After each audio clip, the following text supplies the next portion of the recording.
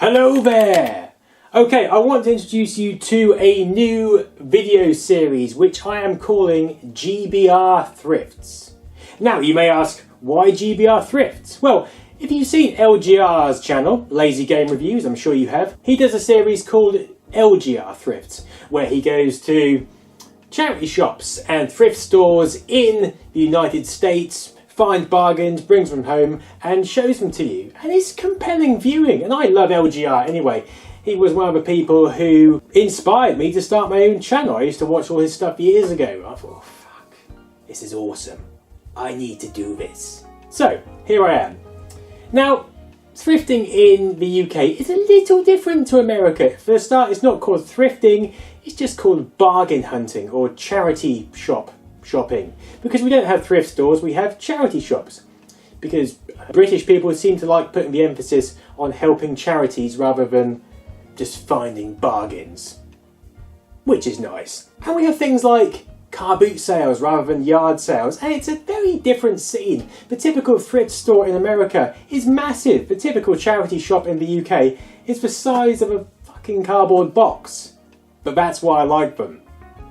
So, this morning, I got up ridiculously early. We're talking 7:30. And I've got these glasses. I've had them kicking around in a box for a while. They are Wowsoon camera glasses from Hong Kong. And they fucking didn't work. So, I didn't get much footage. I filmed some backup footage using my camera phone, just so you can get a taster of what a general British car boot is like. So here we are, this is what a car boot is. It's just a massive great field with lots and lots of stores. Some are proper traders selling cameras and so like, some are just, families who want to get rid of junk. This is where I got my Scalextric Calibra cup from and the preschool keyboard. And you can touch stuff, you can interact with stuff. Some stuff is filthy, so you probably wouldn't want to touch it with a barge pole. Other stuff is quite clean. There's interesting things like this camera in a box, which my friend explained its purpose to me. Apparently it's some Russian thing that creates Instagram-like things before Instagram existed. Looked pretty cool. And you get dedicated stores as well. You get stores like this, which sell just games upon games. Although, there's some good prices. Although they tend to know how much things are worth. Whoa, what the hell is that? I genuinely thought that was a proper person when I was looking around this site. There's boxes on the floor, you get boxes on the table, lots of knickknacks, lots of boxes which say 10p per item or 20p per item, lots of stuff you wouldn't ever dream of needing or wonder why anyone would ever want, including shed loads of VHS tapes. There's decorations, ornaments, crap, mud. It's quite a nice day for it today actually, but if it's... the aero buggy. I used to have that. What an absolute beauty of a remote controlled car. And this thing, I seem to remember owning or at least playing one of these when I was younger. Delightful. And of course an obligatory box of White Dwarf memorabilia. There we go. First thing to come out, Astro Wars. Working, I've tested it quickly. Hasn't got a cover for the battery compartment, but it was like £3, so you can't argue, can you? Go for broke. Classic board game. A bit of a grubby box, but it was 50p and it's complete. Also a Sony CDR RW drive. In its box, this was free, I think. I think I got it in a deal with Astro Wars.